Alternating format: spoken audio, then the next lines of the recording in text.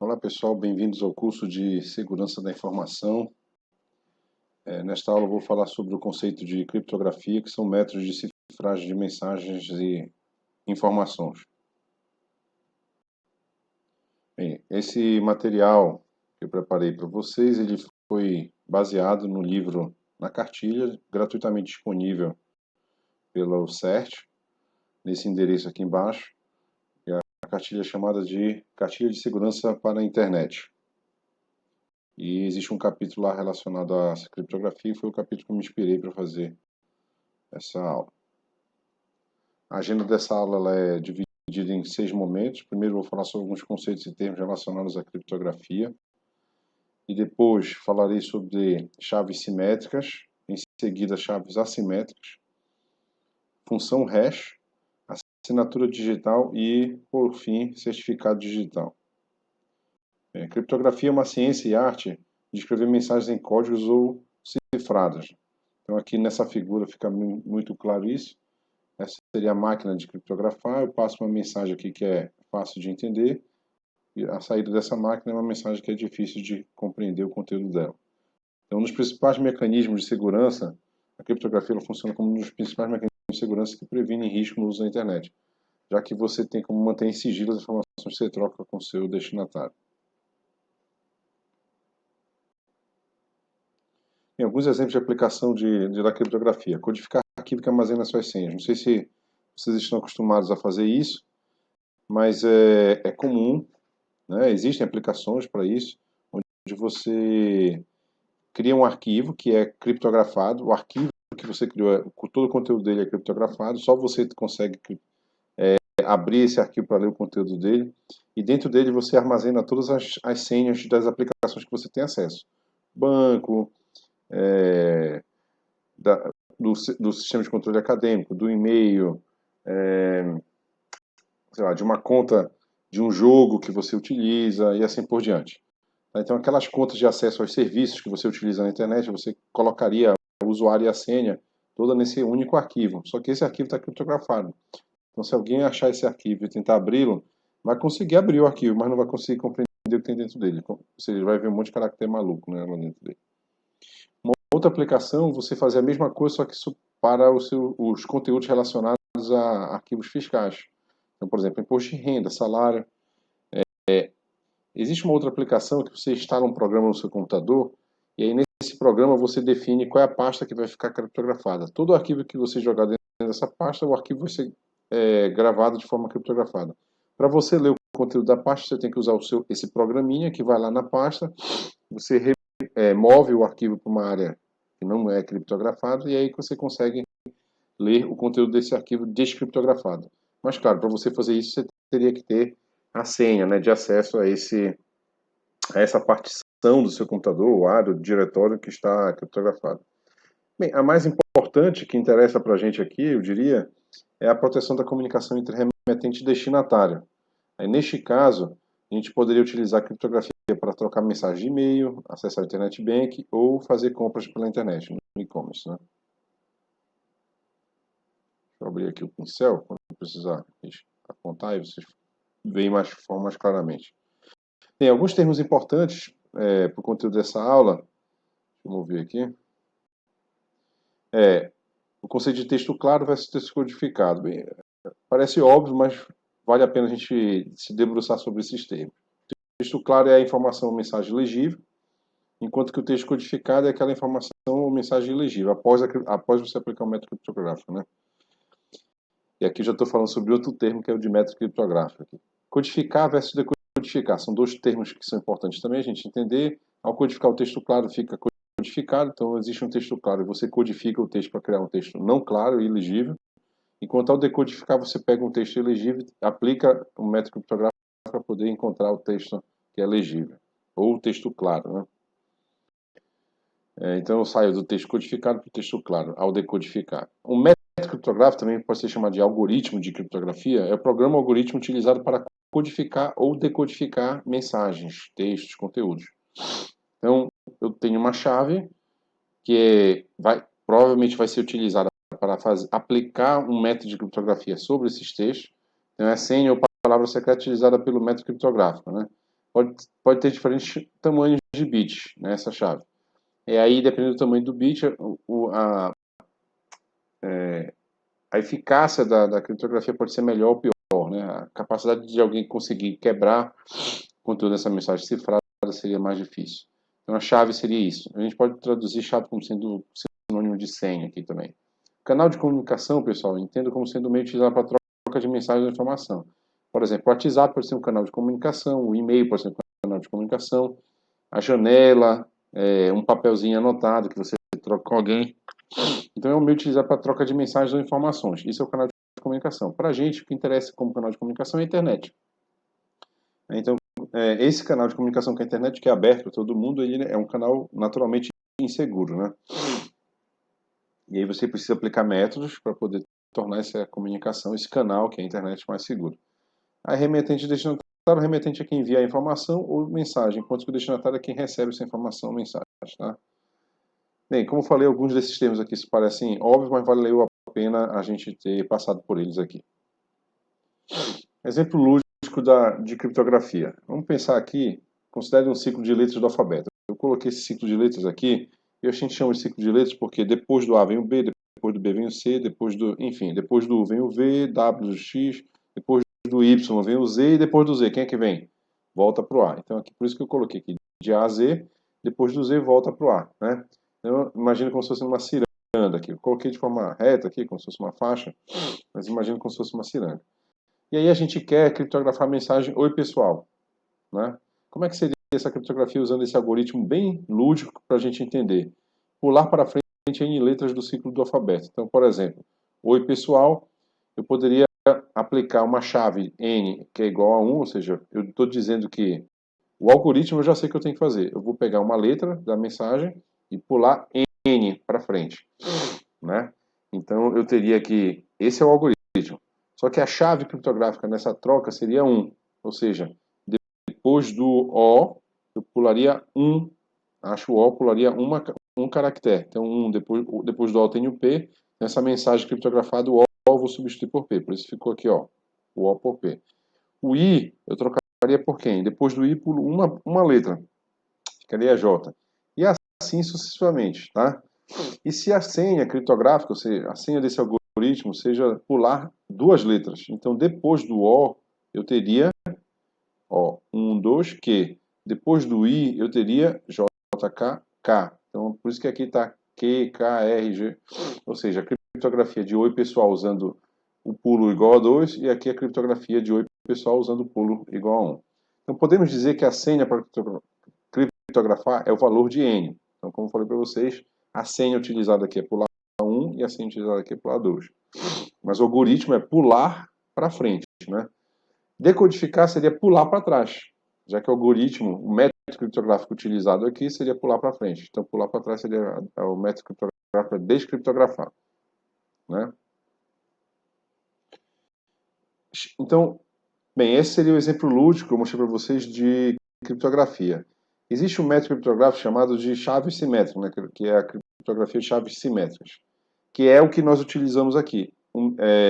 Utiliza uma mesma chave, tanto para codificar como para decodificar. A gente usou o valor 2 e o valor 1 ainda há pouco, tanto para codificar quanto para decodificar.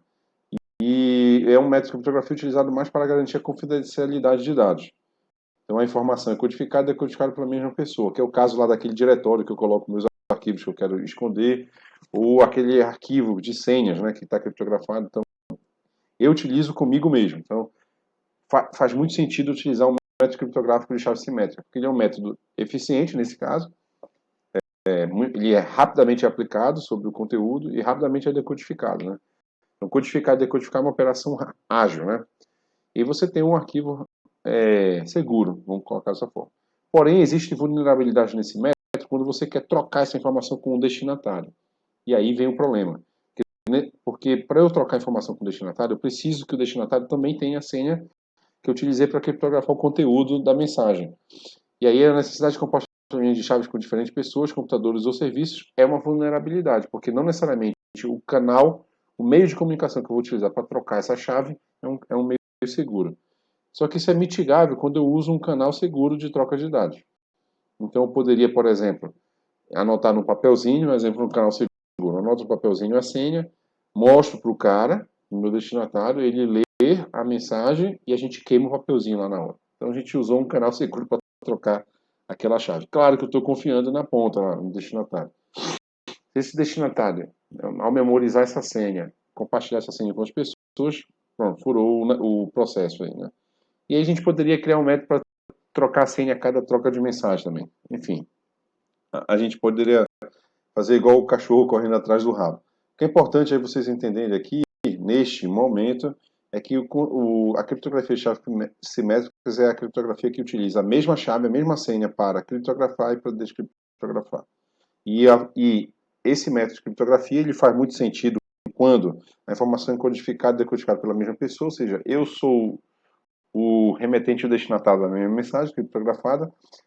Esse método de criptografia faz muito sentido. Quando eu vou trocar mensagem com alguma pessoa, isso se torna vulnerável e aí eu preciso que, por conta do canal de troca dessa mensagem, dessa senha de criptografia, e aí uma forma de eu mitigar esse problema é eu criar um canal seguro para essa troca de senha. Tá? Aqui alguns exemplos de algoritmos que vale a pena a gente citar, aqui eu vou só citar cada um deles. Tem o RC4, que é um algoritmo utilizado em protocolos como o SSL. E SSL é aquele quando você acessa um site que tem HTTPS, ele está utilizando o SSL para proteger o tráfego da internet. E WEP para segurança de rede sem fio. Atualmente não é considerado seguro. Esse algoritmo aqui não é mais considerado seguro. 3DES, que é o Triple DES, que é Data Encryption Standard, é baseado no DES. DES era um método criptográfico de chaves primárias, simétricas, né? IDEA, que é o International Data Encryption Algorithm, é substituto para o DES, tá? O Blowfish seria um método criptográfico que foi desenvolvido para ser gratuito, né? Uma solução gratuita. Você poderia utilizar ele, por exemplo, naquelas partições de disco que você joga os arquivos e já são armazenados de forma criptografada. Ele é um algoritmo bem rápido, né? E entre os algoritmos de criptografia existentes. E tem o AES, que é o Advanced Encryption Standard. É um dos algoritmos mais seguros e é o padrão nos Estados Unidos e incluído na norma ISO/IEC 18033, dígito 3, tá? Bem, o que eu falei até agora foi o criptografia de chaves simétricas, ou seja, a mesma chave utilizada tanto para enviar como para enviar uma mensagem criptografada, como para receber a mensagem descriptografada e ler o conteúdo dela. Agora, existe um algoritmo, o método de criptografia de chaves assimétricas. Nesse método, ele utiliza duas chaves. Por isso que a figura que eu coloquei aqui tem dois cadeados como se fossem duas chaves, né? Ou a gente pode imaginar um único cadeado aqui com dois métodos de proteção. A senha aqui com esses rolamentos aqui, né? E mais a chavezinha que destrava o cadeado. A gente poderia pensar nos dois casos. Como ele utiliza duas chaves, uma serve para codificar e a outra decodificar. Isso é muito importante deixar claro, porque a senha que serve para codificar não é a que pode ser utilizada para decodificar. Para eu decodificar o conteúdo de uma senha, de uma mensagem que foi criptografada, ou seja, codificada, eu tenho que utilizar a outra chave. Então, esse algoritmo, como ele utiliza duas chaves, uma sempre é a chave para criptografar e a outra para descriptografar. Uma chave, notem, uma chave é considerada chave privada e a outra chave é considerada pública. Por que uma é chamada de privada e outra é pública? A chave que é chamada de privada é a chave que deve ser mantida em segredo pelo dono. O dono das chaves, o cara que se apropria dessa chave, porque o dono é dono das duas chaves. Uma só ele deve ter, a outra ele deve entregar para todo mundo com quem ele quer trocar mensagem. Então, a chave privada é a chave que deve ser mantida em segredo pelo dono. A pública é que ele pode divulgar para todo mundo. Quando uma informação é codificada por uma chave, apenas a outra chave pode ser usada para codificar. Isso a gente não pode deixar de esquecer, tá? A gente não pode esquecer essa premissa aqui. No algoritmo, na criptografia de chaves assimétricas, existem duas chaves. Uma codifica, a outra decodifica. Quem codifica e quem decodifica não interessa, é a chave pública ou a privada. O que é importante é que uma serve para codificar, outra para decodificar. Outro papel importante aqui nesse método de criptografia é uma chave é mantida em segredo pelo dono e a outra pode ser entregue para todo mundo. Tá? E a que é mantida em segredo pelo dono é chamada de chave privada, e a que é compartilhada com todo mundo é chamada de chave pública. Bem, a chave privada, ela tem uma forma de armazenamento, algumas formas de armazenamento, e eu estou citando algumas aqui, colocando figuras que ilustram isso. Uma é um arquivo, tu pode ganhar um arquivo que é a tua chave, então toda vez que você for criptografar uma mensagem, o algoritmo vai pedir para você informar o arquivo, e aí você informa o arquivo e aquela mensagem é criptografada, com a sua chave privada. O destinatário já tem sua chave pública, então ele vai pegar essa mensagem criptografada, aplicar a chave pública, que é sua também, mas está em posse de todo mundo, por isso que ela é chamada de pública, e ele consegue ler o conteúdo da mensagem. Mas, de novo, é um arquivo que é mantido só por você. Esse arquivo não pode ser compartilhado por ninguém. A outra forma de armazenamento dessa chave privada seria o smart card. Então, o smart card, então eu tenho que ter um dispositivo físico que eu vou plugar em algum lugar para poder criptografar a mensagem. A outra é um token. É, de novo, um dispositivo físico, eu vou plugar em algum lugar e provavelmente ambos os casos vai utilizar internamente algum arquivo que mantém aquela tal da chave privada. Alguns exemplos de algoritmo para vocês terem conhecimento de nomes, né? E quando olhar o algoritmo, vocês lembrarem que é um algoritmo de chave pública, de chaves assimétricas, desculpa, o RSA, DSA, SCC e o Diffie-Hellman. Esse SCC, que é curvas elípticas, né? Criptografia de curvas elípticas, é uma das técnicas assim, mais sofisticadas que existem de criptografia de chaves assimétricas, tá? Vamos aprofundar um pouquinho sobre eles aqui. O RSA é um dos primeiros sistemas de criptografia de chave pública, é amplamente utilizado para transmissão segura de dados. O DSA é uma codificação de chave pública usada apenas para gerar assinaturas digitais, então normalmente é aplicada em assinaturas digitais, vou falar em breve sobre isso.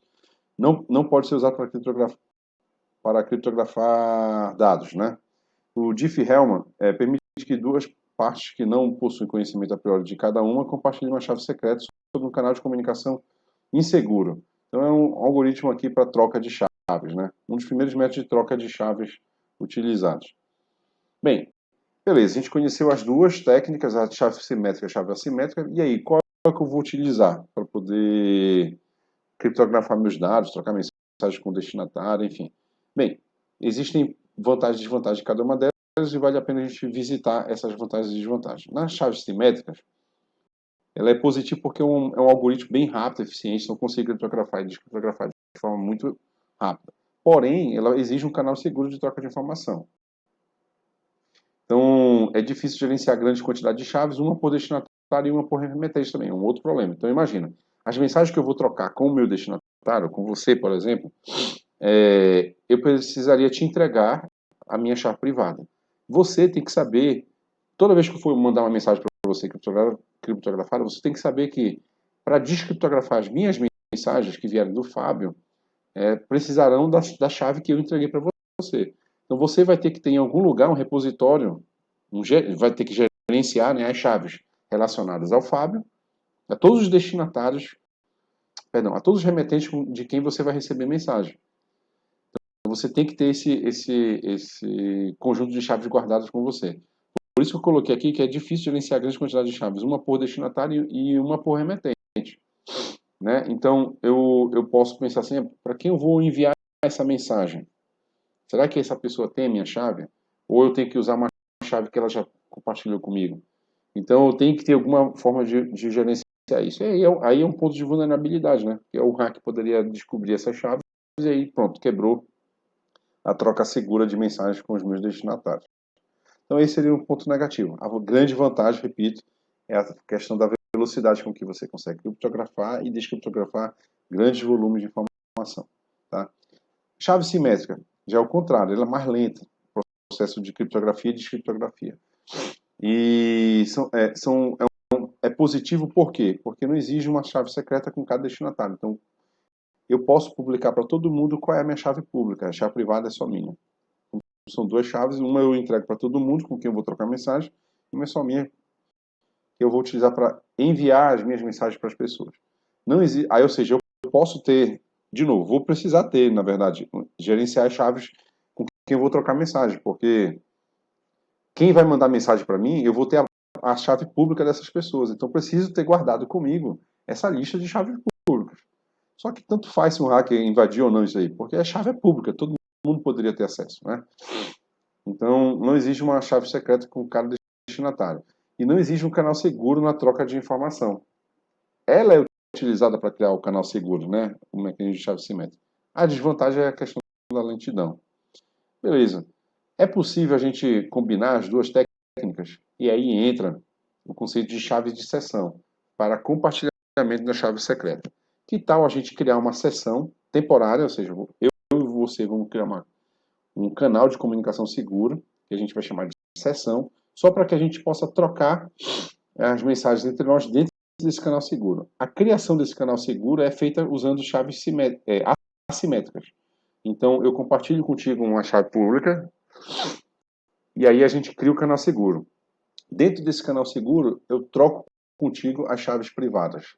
E agora que tu tem minha chave privada, que foi trocada naquele instante só, para aquela sessão, e aí todas as mensagens que eu passar por aquela sessão, né, por aquele momento, aquela troca de mensagem naquele instante, elas vão utilizar aquela chave privada. Tu não precisa gerenciar a minha chave privada, porque aquela chave privada ela foi trocada dentro daquela sessão, né? E aí todas as mensagens vão estar criptografadas e só você sabe essa chave, né? Então é uma criptografia de chaves assimétrica para criar o canal seguro na troca da chave secreta, e existe a criptografia de chave simétrica para codificar e decodificar a informação. Já que eu já troquei a chave secreta contigo, agora eu posso aplicar o algoritmo de chave simétrica, que é mais eficiente, e sem prejuízo, né, de segurança, já que o canal de comunicação foi construído com a criptografia de chaves assimétricas.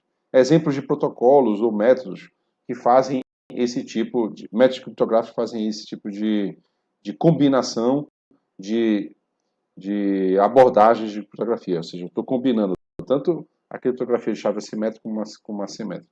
SSL e TSL. SSL e seu sucessor TLS, TLS, desculpa.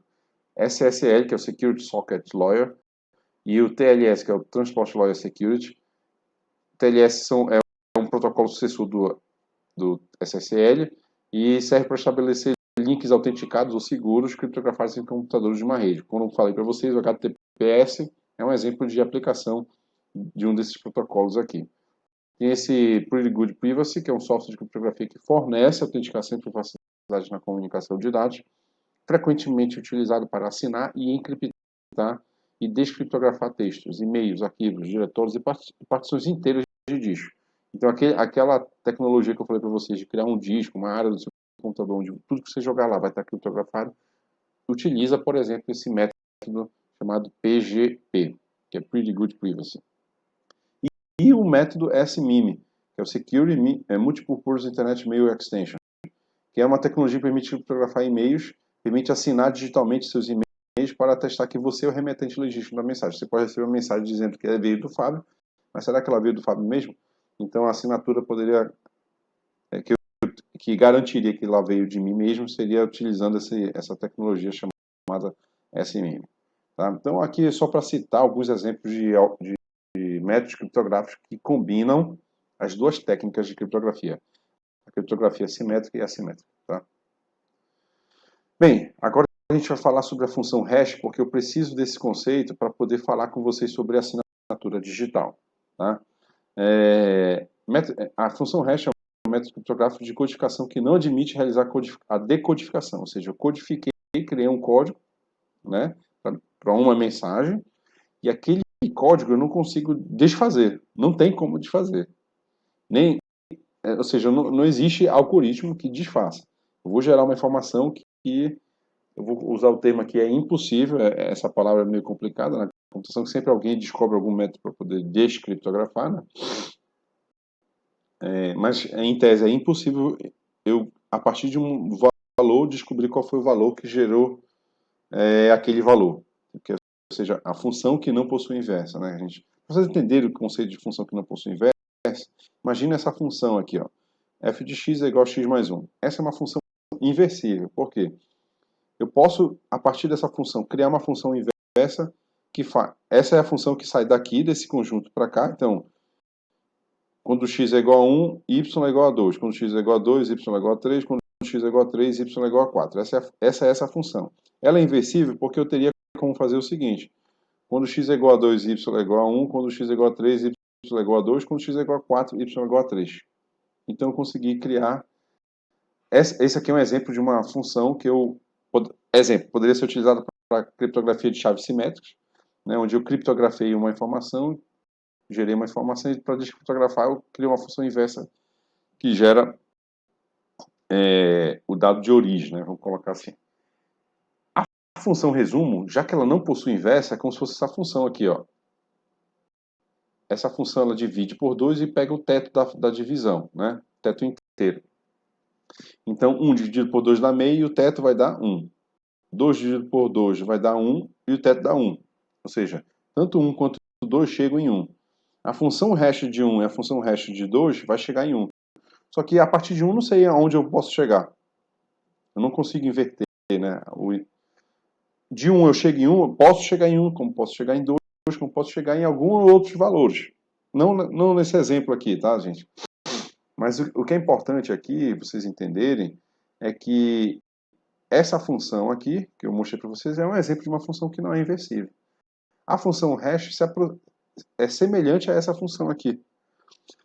Só que ela tem algumas outras características, né? Independente do tamanho da informação, ou seja, eu posso ter um livro de 1000 páginas ou de 100 páginas, o resultado gerado vai ser sempre uma função hash de mesmo tamanho. E essa função hash, pessoal, entendo como sendo um conjunto de números ou um conjunto de letras e números, ou seja, uma string. Uma string sempre com o mesmo tamanho. Então imagina, não interessa a informação que eu vou colocar para você. Se ela é uma senha, sei lá, com 8 caracteres, imagina uma senha com 8 caracteres, ou um livro de 1000 páginas, eu sempre vou gerar uma função hash, por exemplo, de 100 caracteres. Imagina. Sempre uma função hash com 100 caracteres. É muito complicado você, a partir desses 100 caracteres, descobrir qual foi a informação que deu origem àqueles 100 caracteres. É muito distante desse exemplo de função que eu coloquei aqui, que é não inversível. Nesse exemplo aqui, eu tenho duas possibilidades. De 1 eu posso chegar em 1 ou em 2. No caso de uma função hash boa, eu teria várias formas de chegar naquele mesmo hash de 100 caracteres. Então imagina, é algo extremamente complicado, por isso que eu disse que é praticamente impossível você, a partir do resultado da função hash, descobrir qual foi o texto que deu origem a ele. Tá? E quando usar essa função hash, né? Quando é que você vai utilizar essa função? Bem, verificação de integridade de arquivos ou backup, exemplo. Você pode fazer um backup do seu computador e aquele arquivo que é o backup do seu computador, você gera uma função hash para ele. E você guarda em algum lugar. Você sabe que aquele arquivo não teve nenhuma mudança de integridade, não foi violado, não foi modificado. Por quê? Se eu aplicar a função hash de novo nesse arquivo, ele tem que gerar o mesmo hash. Certo, gente? Se não teve violação. Se alguém chegou lá e modificou aquele backup, naturalmente, se eu aplicar a função hash sobre ele, ele não vai gerar o mesmo hash que ele tinha antes. Certo? O hash dessa mensagem aqui, ó, verificação de integridade de arquivos em backups, é 1. O hash dessa mesma mensagem, tirando esse último S aqui, é outro. Então, só essa modificação já geraria 2 hashes diferentes. Então, um exemplo de aplicação da função hash seria essa. Você quer garantir que aquele conteúdo não foi violado porque ele gera um hash e aquele hash você guarda contigo de uma forma bem segura. Toda vez que você for abrir aquele arquivo original, quer saber que ninguém violou, então aplica a função hash sobre ele e vê se o hash dele é igual ao hash que você tem guardado contigo. Se forem iguais, opa, não teve nenhuma violação. Um outro exemplo disso é quando você obtém arquivos da internet, e aí no meio do caminho alguém pode, durante a transmissão, né, dos dados para o seu computador, pode ir lá e violar, instalar um vírus naquele arquivo que você baixou. Isso faz muito sentido quando você está instalando um sistema operacional na sua máquina. Então você baixa o sistema operacional para sua máquina, baixa o arquivão lá, que é o sistema operacional para sua máquina. Durante o download daquele sistema operacional, alguém pode chegar lá e implantar um vírus, certo? Só que aquele arquivo que você baixou, se ele não sofreu violação, ele tem um hash. Ele tem um hash. E aí você baixou um arquivo, beleza. Aí você aplica um algoritmo de hash sobre esse arquivo que você baixou. Se ele foi violado, o hash que vai ser gerado vai ser diferente. Se ele não foi violado, o hash que vai ser gerado na sua máquina vai ser igual ao hash daquele arquivo que está disponível em algum lugar também. Tá? Outro exemplo onde a gente utiliza a função hash é a assinatura de documentos, que é o que eu vou falar em seguida aqui para vocês, e no armazenamento de senhas nos sistemas de informação gerencial. Por exemplo, a sua senha que você digita, você sabe qual é o número, digamos, 1, 2, 3, 4, 5, 6, você sabe qual é essa senha, né, que você utiliza, ela não está guardada no banco de dados como 1, 2, 3, 4, 5, 6. Ela está guardada como se fosse um hash. Porque mesmo que alguém tenha acesso a esse banco de dados, vai olhar lá, senha do Fábio. Não vai estar 1, 2, 3, 4, 5, 6. Vai estar uma outra string maluca lá, sei lá, com 100 caracteres. Tá? Essas seriam as aplicações da função hash. Outra aplicação, pessoal, perdão, antes de falar sobre a outra aplicação, que é a assinatura digital, deixa eu mostrar alguns exemplos, né, de algoritmos, né, métodos criptográficos da função hash. Um deles é o SHA e o outro é o MD5. Tá? São dois exemplos de função hash que você pode utilizar. Bem, o SHA produz um valor de dispersão de 160 bits, ou seja, 20 bytes, conhecido como resumo da mensagem. Então, imagine, independente do tamanho do que você vai compactar, ele sempre vai gerar um conjunto de bits que são 160 bits. Ele sempre gera 160 bits, esse SHA1. O SHA2, ele tem variações, né? Aqui eu estou mostrando algumas variações. Depende do número de bits que você utilizou na chave para gerar a função hash. Então, a família SH2 é composta por 6 funções, hash com resumos, valores de hash que são de 224, 256, 334 ou 512 bits. Tá? Eu já utilizei e utilizo essa função SHA com 256 bits. Tá? E aí, na função que eu utilizo para poder, nos programas que eu já construí, eu utilizo a função para poder guardar a senha, por exemplo, do usuário, e eu guardo essa senha criptografada como uma função hash. Né? Eu vou chamar criptografada, mas não chega a ser exatamente uma criptografia, porque a criptografia espera-se que eu possa decodificar. Né? Eu codifico e decodifico. No caso, a função hash ela não é utilizada para isso, ela é utilizada para criar um valor, e aquele valor vai funcionar como se fosse uma marcação, uma tag. Por isso que é o símbolo da hashtag, né? É esse símbolo aqui, como estou mostrando aqui para vocês. E aí sempre vai ser uma senha com 100 caracteres, por mais que a sua senha tenha 10 caracteres, né? E sempre vai gerar um hash de 100 caracteres. E aí é impossível, vamos colocar assim, é muito difícil você gerar o hash ao inverso, né? A partir dessa senha. Enfim, o MD5 seria um outro exemplo. O MD5 é muito utilizado, naquele exemplo que eu dei para vocês de baixar o sistema operacional, né? Amplamente utilizado, é uma função hash amplamente utilizada, que produz um valor de hash de 128 bits expresso em 32 caracteres. Ou seja, o MD5 necessariamente gera 32 caracteres, 32 letrinhas lá, ou números, letras ou números, né? O requisito básico é que seja computacionalmente inviável encontrar duas mensagens distintas com o mesmo valor hash. Sempre quando uma função hash muito boa é aquela que praticamente... Existem mensagens distintas que geram o mesmo hash, claro. Mas é praticamente inviável, como foi colocado aqui, computacionalmente inviável fazer o inverso, né? Descobrir quais são... Que foi o que eu coloquei aqui nessa função. Deixa eu dar um exemplo aqui para vocês. Aqui, ó, que é esse exemplo aqui, ó. Eu dei para vocês. Tá bom? Então aqui é um exemplo de uma função que eu conseguia, a partir dessa função, facilmente chegar em 1 e 2. São essas duas possibilidades, né? Mas não é uma função inversível, isso que é importante. Para ser uma função inversível, eu tenho que sair daqui e chegar em um único destino acolá, né? Daqui e acolá. Que é o caso aqui, ó. O valor 1 chega em 2, assim como o valor 2, na inversão dessa função, chega em 1. Essa função não admite uma função inversa. Por essa razão, a gente diz que essa função aqui é não inversível. Mas ela é uma função hash muito ruim. Um pré-requisito para uma função hash ser boa é que computacionalmente seja inviável encontrar as duas mensagens distintas com o mesmo valor hash. O MD5 falha com esse requisito, pois colisões podem ser encontradas em segundos em um computador doméstico comum, que já encontraram um método de quebrar, né, o MD5. As fraquezas do MD5 foram exploradas em campo, principalmente pelo malware Flame em 2012. Olha só quando quebraram, em 2012. Bem, agora vem um assunto que valia a pena eu comentar com vocês, que é o da assinatura digital. É um método criptográfico que permite comprovar autenticidade e integridade. O que são esses dois conceitos, né? Autenticidade significa que quem assinou o documento fui eu. Eu tenho que comprovar com esse método de assinatura digital que eu sou o assinante daquele documento. Assim, ou seja, isso garante o não repúdio. Eu não posso dizer, não fui eu que assinei.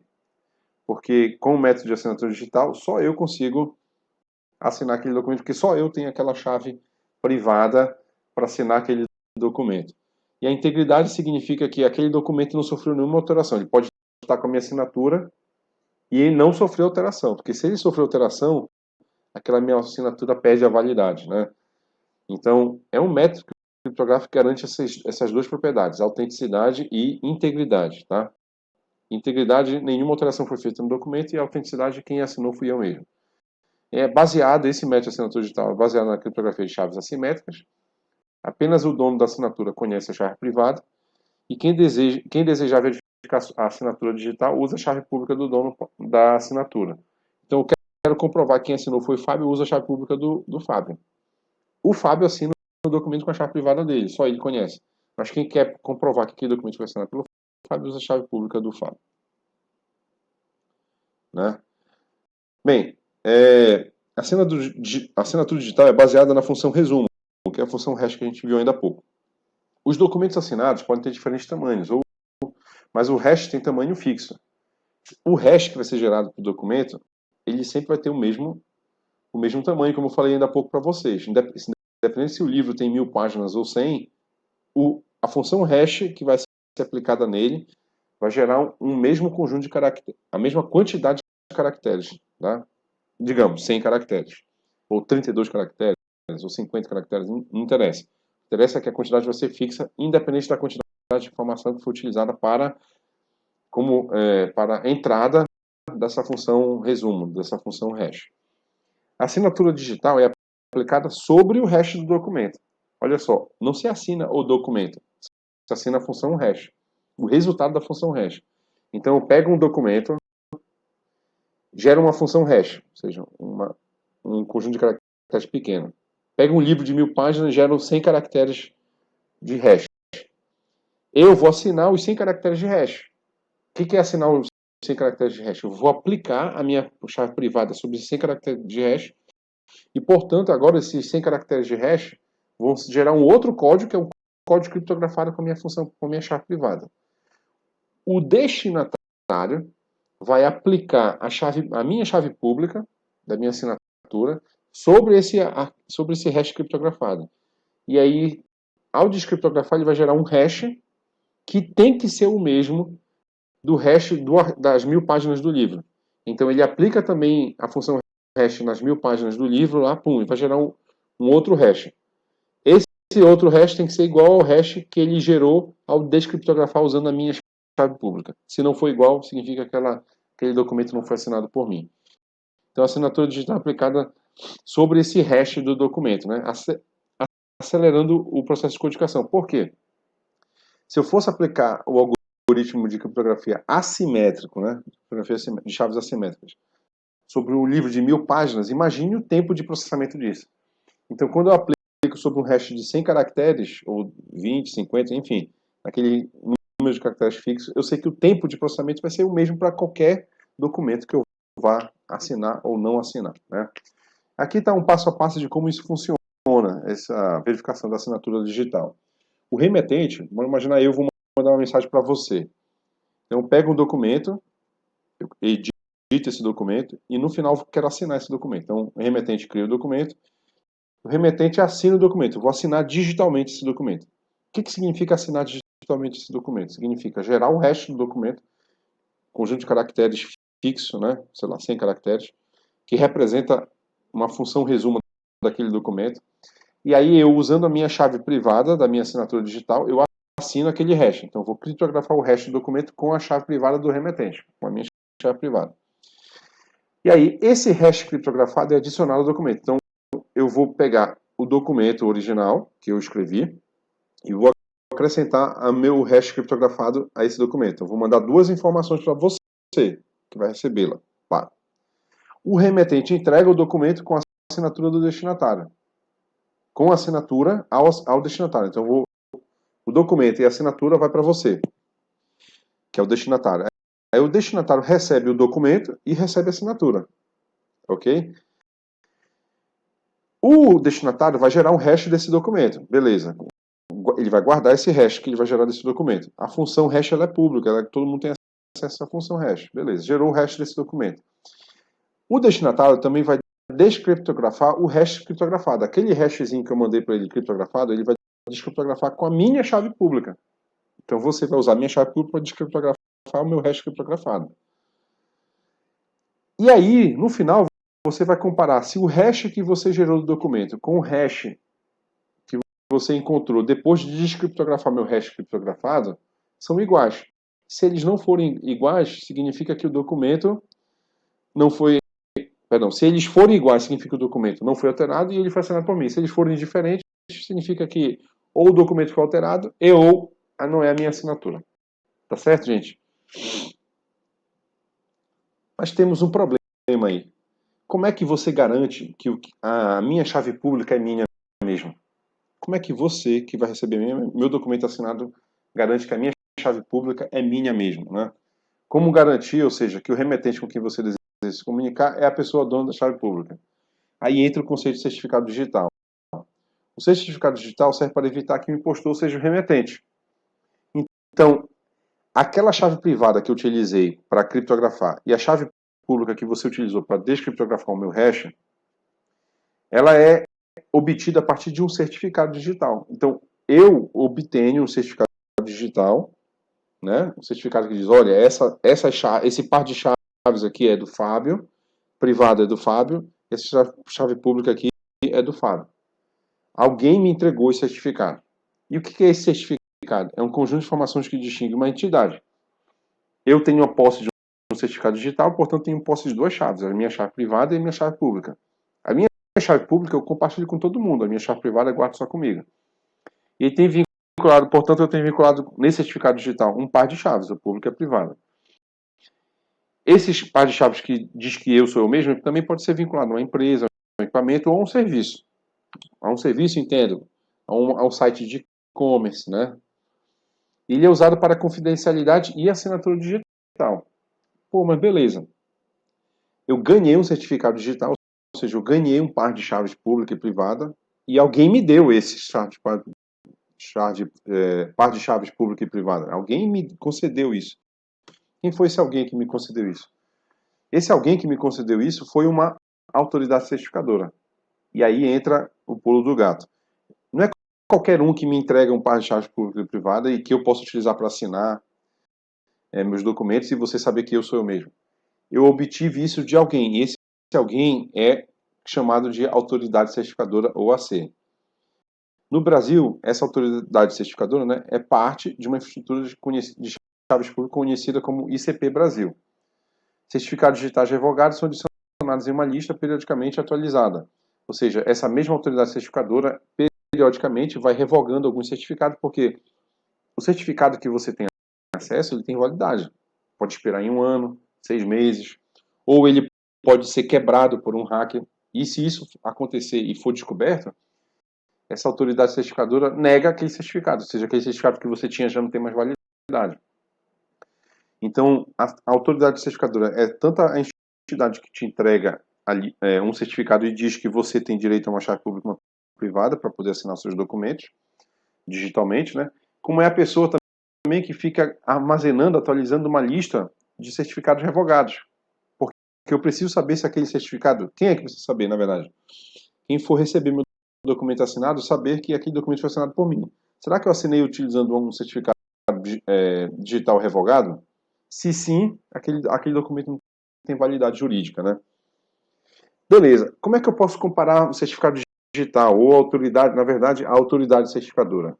O certificado digital, pessoal, ele é como se fosse a identidade. A autoridade certificadora é como se fosse a Secretaria de Segurança Pública, a Polícia Civil. Ou seja, alguém emite a identidade e a identidade é o que prova que você é você mesmo. No mundo digital, o certificado digital vai provar que você é você mesmo. Mas para isso ele tem que ter sido gerado por uma autoridade certificadora. E aqui eu dou alguns exemplos. O RG funciona como certificado digital e a Secretaria de Segurança Pública como autoridade certificadora. Estou fazendo um paralelo, tá? Uma comparação para vocês entenderem. O passaporte funciona como certificado digital e a Polícia Federal aqui como autoridade certificadora. O CPF como certificado digital e a Receita Federal como autoridade certificadora. A carteira de motorista como certificado digital e o Departamento de Trânsito do Estado como autoridade certificadora. Bem, é isso, pessoal. Por hoje é só.